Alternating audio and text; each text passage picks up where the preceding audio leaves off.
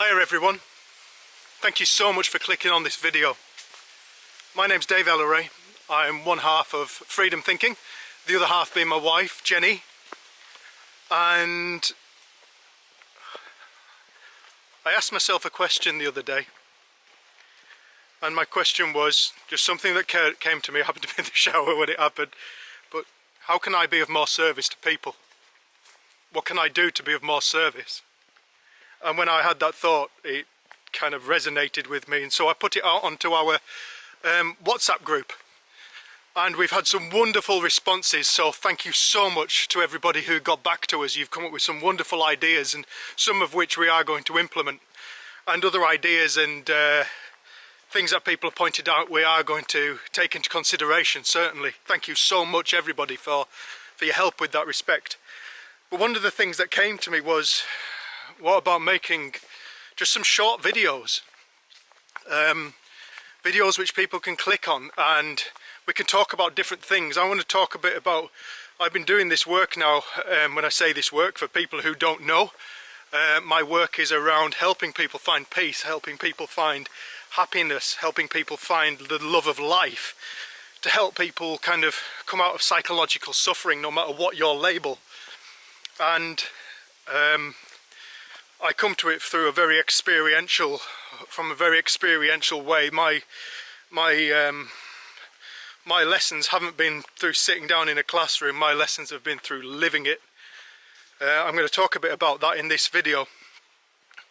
But what I wanted to do was I wanted to make a group of videos that I could put out like every other day or something like that, or weekly, that I can share out on YouTube. We'll just go float around on YouTube. We'll post them on WhatsApp. We're going to post them on Telegram.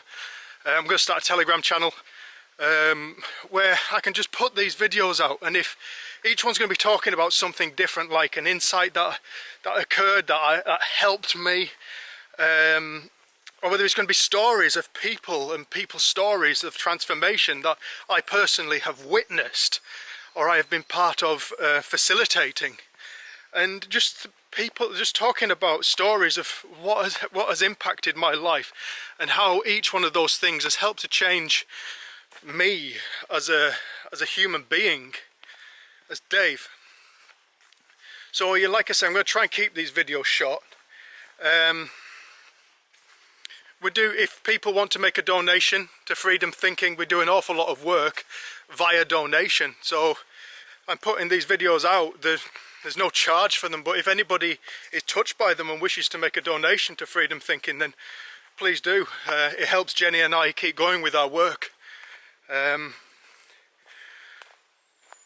I think I've said all I want to say about that at this present moment.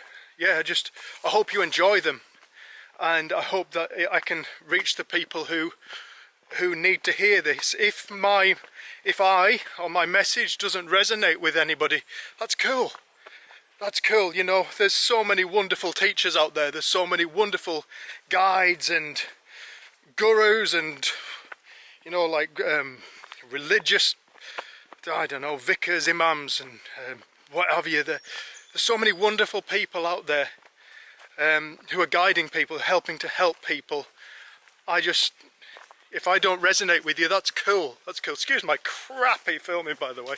And I apologise for the sound quality. I'm recording on the camera and it's a bit breezy today. So if my voice is being a bit obscured by the breeze, I do apologise. And if it is, I will try and make sure that it isn't in the coming videos. So this is video one, and I thought during video one, I just wanted to talk a little bit about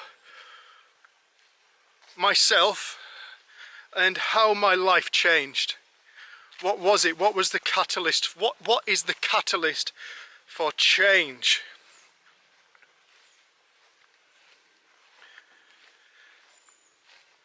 In 2013 I had a breakdown. It wasn't the first time. I'd suffered many in my life. Growing up throughout my life, I've had many bouts of depression and anxiety, and my anger was like next level stuff. My frustration at life, my frustration at myself, my not being good enough, my not being enough, my not being big enough as a man, my crappiness at academia, you know, and perhaps not being good looking enough and all this stuff. And I think that started quite early on when I was at school, at secondary school. I was quite a late developer. You know, I wasn't really properly shaving until I was in my 20s. You could probably argue I'm still not. And I was very slim. I was 6 foot, very tall, but you know, I was 11 stone and 6 foot. I was built like this tree, minus all the big shoulder at the top. I was quite leggy, like that tree. And yeah, and all the other lads in my school were kind of like, in my year, were kind of bigger. They were shaving, they were, you know, and they were tough. They were strong lads, and they, you know, they could throw the weight around. And I used to look at them in awe and be like, you know, I wish I was like them. And so as soon as I got the chance at the late teens, I decided I was going to do something about it. And I started going to the gym, and I built myself up physically. I went from 11 stone to 14 and a half, 15 stone. And I was quite impressed with myself at this point. You know, I was quite a big lad and people were commenting on it, and I quite liked that. And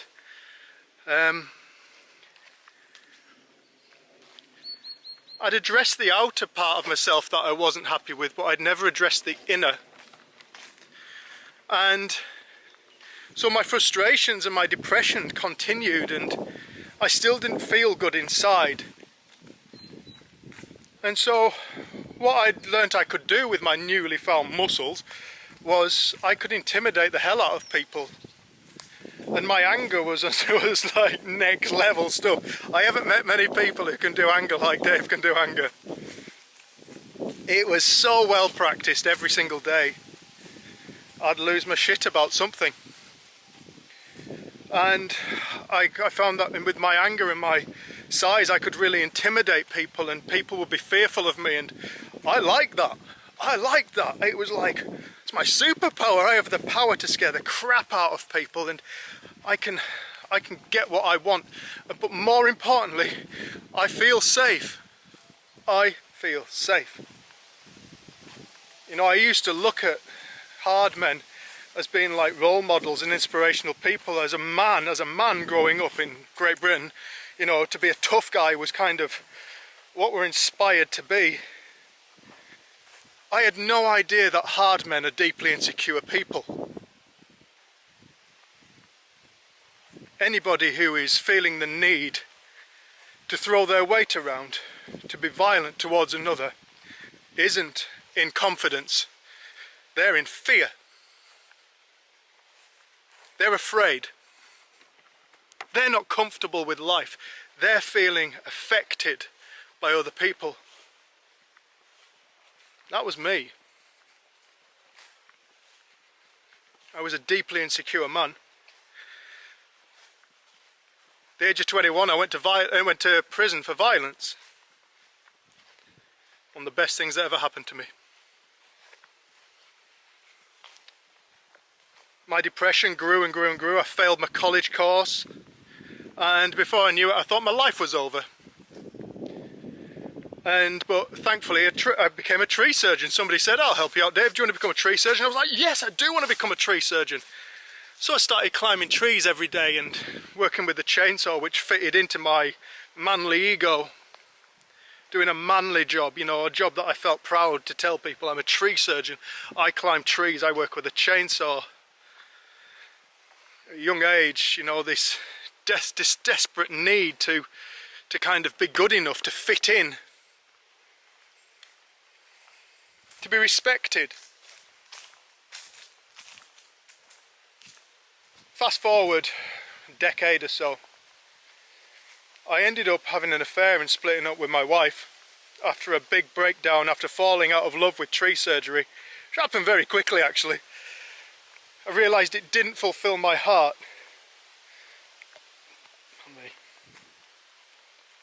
And I fell out of love with it. And because of that, I'm looking back at my life going, I've got no qualifications. You know, I have got a criminal record for violence, which stays on your record for good when it comes to working with people and things like that. The only qualifications I've got are with a chainsaw, with a rope and harness for a wood chipper, and they don't really transpose onto any other industry other than trees. And I'd fallen out of love with this work so much. I just thought, you know what, I've had enough. I went to the doctors and went and saw a psychiatrist. This wasn't the first time. Before I know it, I'm seeing psychiatrist after a psychiatrist, psychologist, counsellor, therapist. I was put on medication. I was told I had chronic depression and that I would have it for life. It was something I was told I had for life, but I would continue to have it for life. And that if I'm lucky, I may be able to find ways to deal with it, to cope with my depression. I may be able to find ways to lighten the burden of it, but I'll never get rid of it, I was told. I was also diagnosed with chemical imbalances of my brain. I would like to do a video at some point about that point and what I've come to understand about that now. Those people couldn't have been more wrong. God bless them. I'm eternally thankful to anybody who is prepared to help another person. And right in that point, they helped me by giving me hope that there was possibly something that could happen. Perhaps I could find a way to deal with this depression. It wasn't long before that hope wore off, and I decided I was going to take my own life. Now, when I reached the depths of my depression, a few things started to happen. What I would call miracles started to happen. And I'll talk about these miracles in another video. But I just want to keep this one to a point today. One of these miracles was a lady called Sue Hugenson got in touch with me to look at a tree. And I went round to look at a tree, and she didn't even have a tree in a garden. So I knocked on the door and I was pissed off and I was wet after work, and she said, come in. She sat me down, and after a brief conversation she looked at me and said, if I told you why I had to get you here, you wouldn't have come, would you? I said, I don't know, Sue, what are you talking about? She said, I've been told I need to teach you something. And I said, and who's told you what? She said, the universe, Dave. I was like, for fuck's sake. What is this? Excuse my language. I looked at Sue in the eye. Now, anybody who's ever met Sue and looked into those eyes, she's got the most beautiful blue eyes. And I trusted her. So I started to listen to what she had to say. She was the first lady who didn't treat me as broken. She treated me as whole. And she introduced me to a man named Sydney Banks. I had no awareness of Sid Banks at this point. Sydney Banks was a man who'd had an enlightening epiphany experience, and he realised the nature of life, something which at that point I had no insight into, which was the sole cause of my suffering. After 9 weeks of listening to Sue, I eventually clicked on a video of Sid's because she told me she put her ass kicking shoes on. I'd never done anything she'd asked me to do. Please, will you just watch something of Sid? So I went to YouTube, and there was only 4 little videos, I think, of Sid. Got this beautiful clover. Oh, beautiful clover. Putting nitrates back in the soil. Thank God we're doing it in a wise way now. There's only 4 videos of Sid at that point, and there was one video in particular I just want to talk about today, because it was in this video there were some words that were a catalyst for my change. It was a video, I'm going to find somewhere, I can feel the breeze getting up, I'm just going to find somewhere, I'll sit down here, see if I can get out the breeze. Pheasant. Upset pheasant.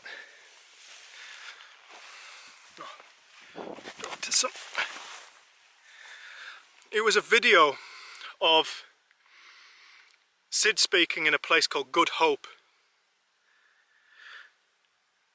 And in that video, when I sat down and watched that video, I heard him say some things one of the first things I heard him say was, "What I discovered is that life is a psychological experience. What I discovered is that life is a psychological experience." Life. I was trying to fix life. I was desperately trying to fix my life. But I had no idea what it was. So how could I possibly have fixed it? What I discovered is that life is a psychological experience. Wow. Well, if that's true, that must be coming from me. My life must be coming from me. Simple, but not always obvious. And the second thing that he said was, "You think it's real. It's not real. You just think it's real." Those two statements set off they were like catalysts. They set off this feeling state within my being. I recognized them as being true, those statements as being true. I didn't understand it, but I felt like, yeah, that man's talking some sense. And with that, I decided I was going to go for a walk, and I got Rusty, my little Jack Russell. He died in January. God bless him, he was my best mate.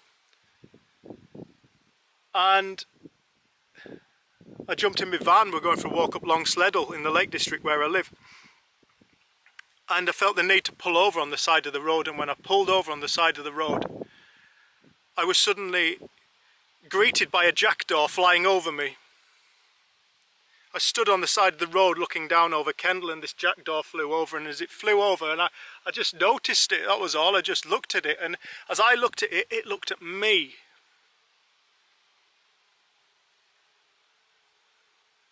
Bang. There was something that took place that to this day I cannot explain. It was an experience.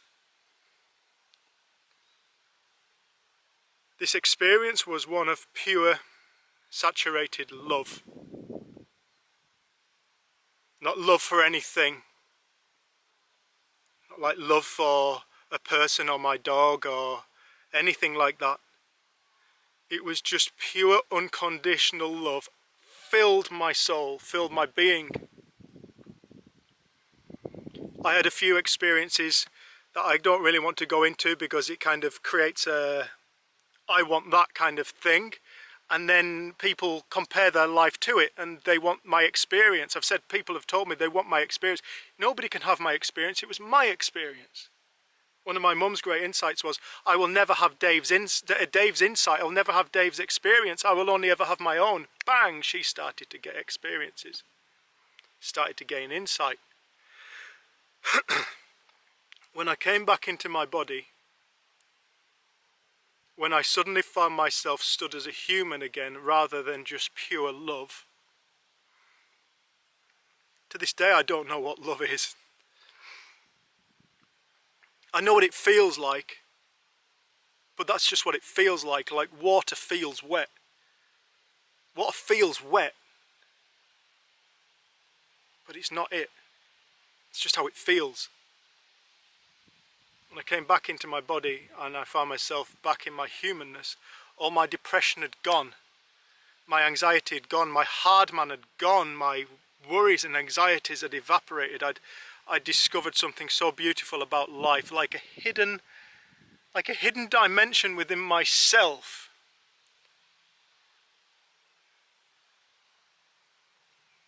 Like a hidden dimension within all of us. I was whole, and I was free. The reason why I wanted to share that story is because I was trying to fix something. I was trying to fix myself. I had all my problems lined up. I knew what my problem. I know what my problem is. My problem's anger. I know what my problem is. My problem's depression. My problem's anxiety. These are my problems. And I was trying to solve each one. And of course I was not getting anywhere. Such is the nature of consciousness. Such is what I started to discover. whatever I think creates reality. Life is a psychological experience. All of a sudden I discovered I was whole and I was free of burden, and that Dave died. Dave died. Dave died in that moment. A new Dave's been born since that moment. But it didn't come through working on myself. It came through seeing a deeper point about life. It came through, in my experience, it came through seeing that the jackdaw was alive. It was having a psychological experience. It saw its own reality. It lived a reality that looked as true and real to it as mine does to me.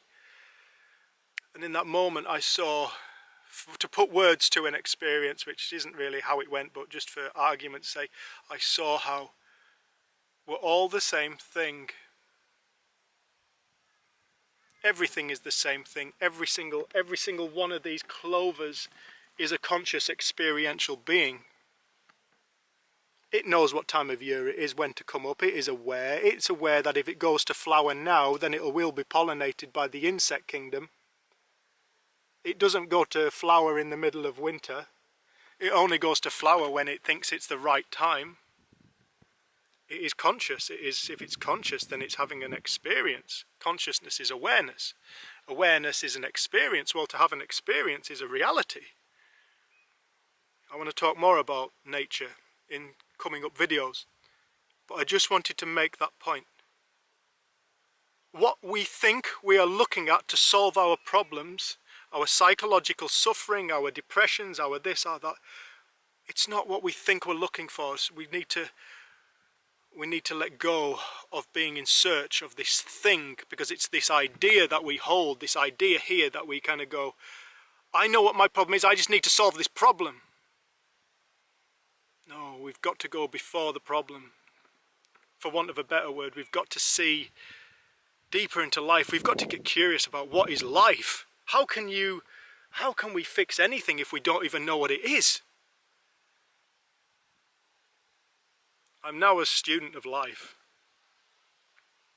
I have been for 10 years now, and it's been the most exciting journey. My greatest teacher has been nature. I've learnt more about psychological health and myself through observing plant kingdom, animal kingdom, fungal kingdom.